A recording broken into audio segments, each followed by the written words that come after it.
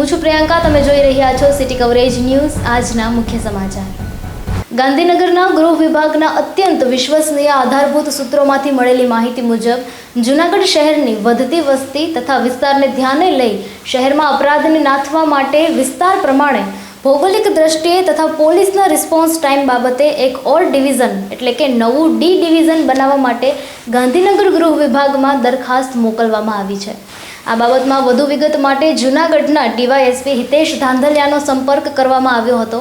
ત્યારે ડીવાયએસપી હિતેશ ધાંધલિયાએ જણાવ્યું હતું કે હા, જૂનાગઢમાં નવું પોલીસ સ્ટેશન ડી ડિવિઝન બનાવવા માટે દરખાસ્ત મોકલાઈ છે। દરખાસ્ત મંજૂર થયે જૂનાગઢને નવું ડી ડિવિઝન પોલીસ સ્ટેશન મળશે। નવું ડી ડિવિઝન બનવાની સાથે શહેરની અંદર આવેલા એ, બી અને સી સહિતના અન્ય પોલીસ સ્ટેશનમાં સીમાંકનમાં પણ ફેરફાર થવાની સંભાવના જણાઈ રહી છે। ઉત્તર પ્રદેશના અયોધ્યામાં આવેલ ભગવાન શ્રી રામના મંદિરનું કામ પૂર્ણ થયું છે। ત્યારે જૂનાગઢમાં ભવનાથ સ્થિત રામજી મંદિરમાં પણ ધ્વજા લહેરાવાના પ્રસંગની ઉજવણી કરાઈ હતી। સાથે ભગવાન શ્રી રામજીની કૃપા દ્રષ્ટિ સદાય જૂનાગઢની જનતા પર પડતી રહે તેવી રામધૂન સાથે પ્રાર્થના કરી હતી। જૂનાગઢની બાઉદીન સરકારી વિનિયય કોલેજમાં કાર્યરત એનસીસી નેવલની 13 કેડેટ્સે એનસીસી નેવલના સીએટીસી કેમ્પમાં સંસ્કૃત યુનિવર્સિટી વેરાવળ ખાતે સફળતાપૂર્વક ભાગ લીધો હતો।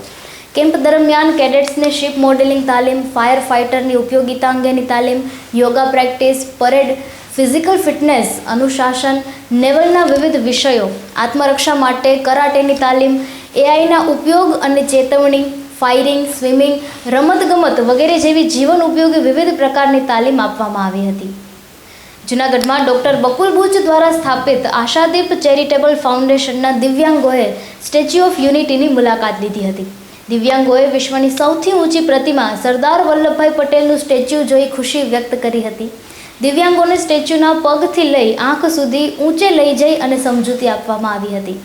આ પ્રવાસ 3 રાત્રિ અને 2 દિવસનો હતો, જેમાં કુદરતી વાતાવરણ, સ્વિમિંગ પુલ, ટેન્ટવાળા રૂમ વગેરે માહોલવાળા રિસોર્ટમાં દિવ્યાંગોની ઉતારાની વ્યવસ્થા કરવામાં આવી હતી।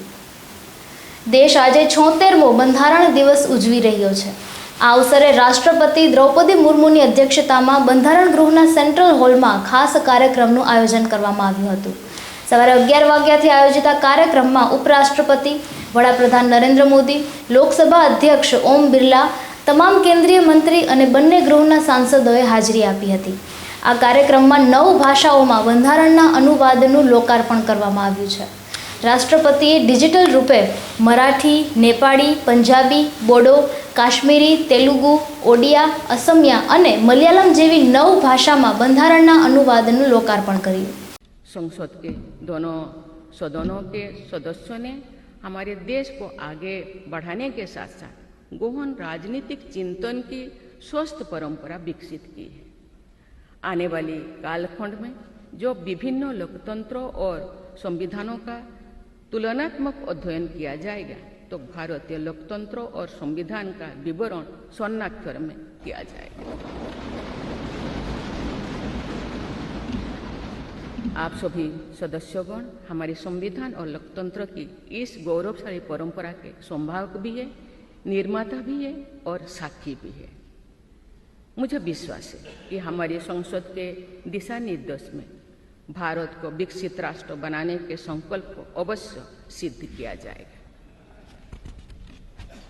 इसी दृढ़ विश्वास के साथ मैं सभी माननीय सदस्यों को संविधान दिवस की पुनः बधाई देती हूँ और सभी देशवासियों की स्वर्णिम भविष्य की कामना करती हूँ। धन्यवाद। जय हिंद, जय भारत। સિટી કવરેજ ન્યૂઝના ડેઇલી અપડેટ માટે અમારી ચેનલને લાઇક કરો, શેર કરો અને સબસ્ક્રાઇબ કરો। આવતીકાલે મળીશું ફરી નવા સમાચારો સાથે। City coverage news Junagadh.